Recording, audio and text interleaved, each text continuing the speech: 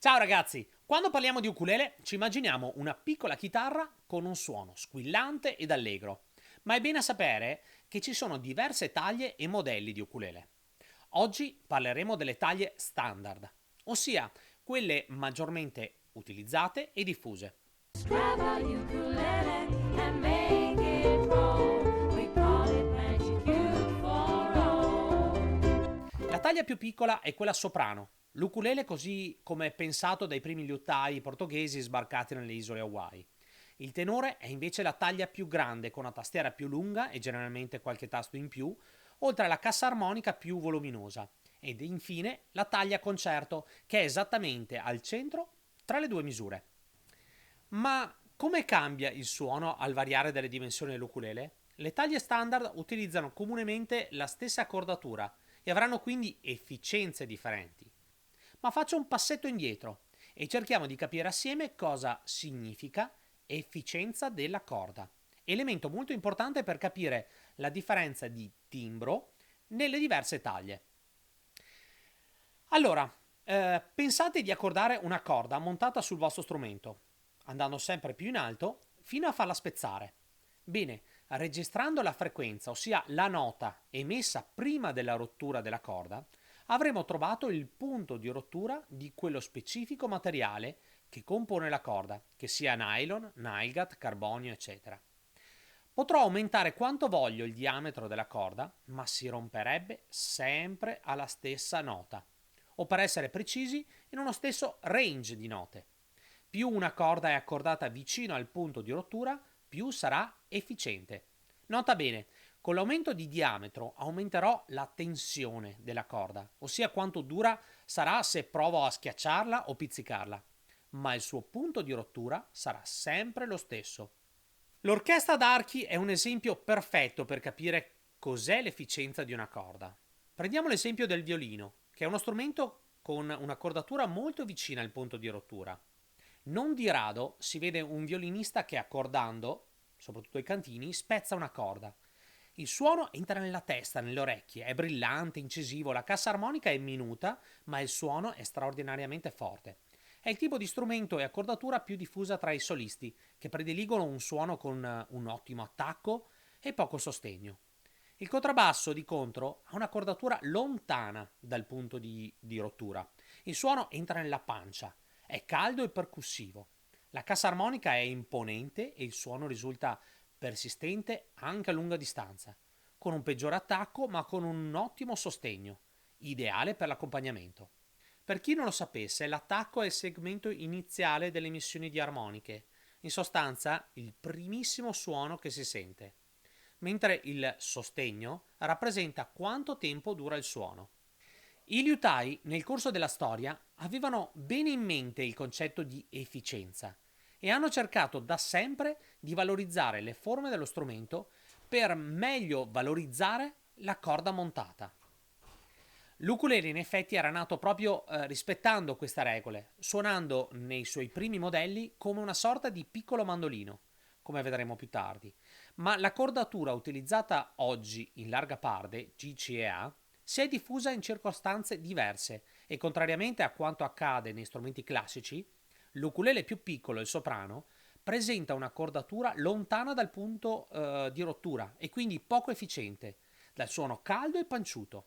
A partire dagli anni 20 l'industria musicale ha introdotto nel mercato statunitense una nuova taglia, la tenore, con una tastiera più lunga e quindi una maggiore lunghezza vibrante, che esalta le caratteristiche di un suono più ricco e potente, proprie di una cordatura più vicina al punto di rottura. Aumentando infatti le dimensioni della tastiera e della cassa armonica, mantenendo la stessa accordatura, ci avviciniamo più al punto di rottura e quindi ad una maggiore efficienza della corda, ma cambiando anche il timbro che risulta più metallico e semplificando più chitarristico.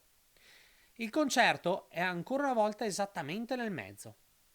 Il risultato è che il soprano risulta perfetto come strumento di accompagnamento, mentre il concerto e ancor più il tenore tendono ad avere caratteristiche più vicine al suono dei solisti, dal suono brillante e metallico.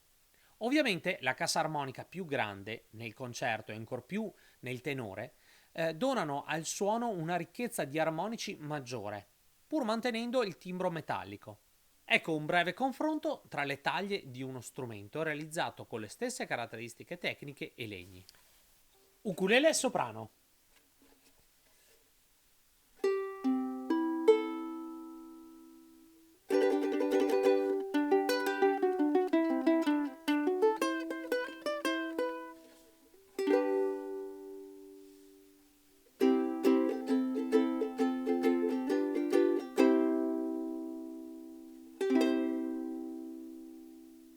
Ukulele concerto.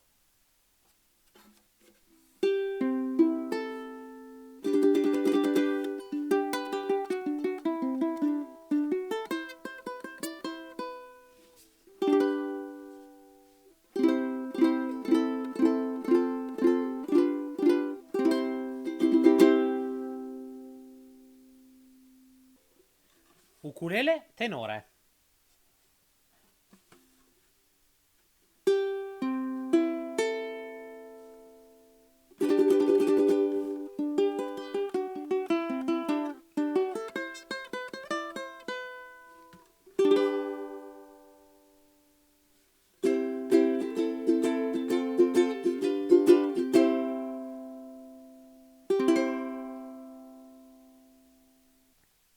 Dopo questi esempi, vediamo perché accordiamo così l'ukulele.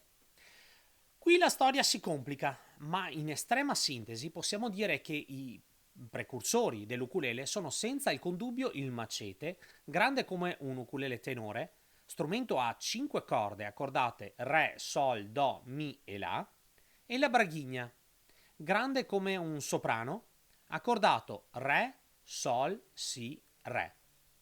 Se il macete si diffuse tra le popolazioni rurali, assumendo il nome di taro patch dal nome delle piante coltivate dai contadini, l'ukulele rimase fino alla fine del secolo legato alla braghigna, mantenendo l'accordatura originale, come spiegato nel libro Original Method and Self-Instructor on the Ukulele del 1915, scritto da Santos e Núñez, i nipoti dei primi liutai inventori dello strumento.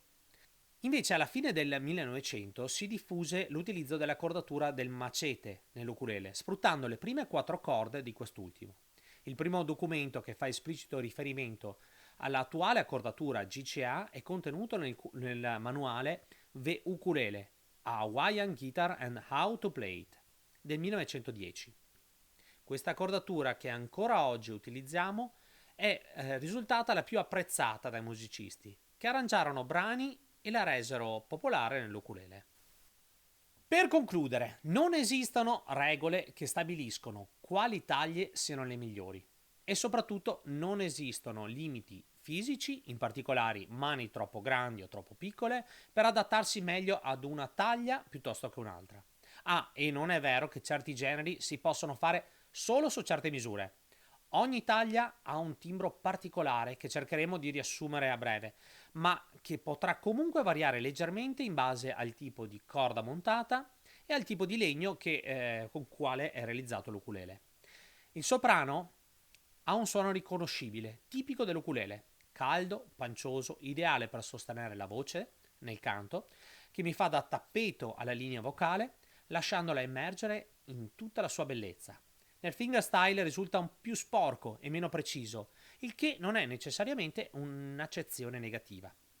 Il concerto è una via di mezzo tra le due taglie, ideale per chi non vuole allontanarsi troppo dalla sonorità del soprano, ma desidera comunque un timbro leggermente più brillante e una tastiera un po' più lunga. Si potrebbe dire che non è né carne né pesce, ma allo stesso tempo considerare la taglia perfetta perché è esattamente al centro tra le due misure. Il tenore è una taglia molto apprezzata tra i chitarristi e solisti in generale, forse per il timbro più metallico, più affine allo strumento che già suonano, o forse per l'idea di una tastiera più ampia. Questa misura perde un po' l'identità sonora dell'ukulele, entrando in registri più chitarristici, comunque apprezzabilissimi in molte varianti musicali, con un ottimo volume e nel fingerstyle dona il meglio di sé con un suono che arriva subito al massimo volume, ma che si spegne molto presto, ideale per passaggi molto rapidi, e negli accordi la cassa armonica più grande gli dona un suono molto ricco che si sovrappone alla voce, creando un suono molto pieno. Spero che il video vi abbia offerto delle informazioni per una scelta consapevole, innanzitutto, e che non vi abbia creato troppa confusione. Comunque vi lascio con una battuta che ripeto molto spesso ai nostri clienti. Solitamente si inizia con un ukulele soprano. Quando pensi di essere diventato bravo, allora potrai sentire l'esigenza di suonare un concerto o un tenore, ma solo quando lo sarai davvero tornerai a suonare il soprano. Se questo video ti è piaciuto, ti prego di cliccare mi piace, di condividerlo e ricordati di iscriverti al canale YouTube per tenerti aggiornato con i nostri futuri video. Per ora è tutto da Luca nel mercatino dell'ukulele, ci vediamo nel prossimo video. Ciao!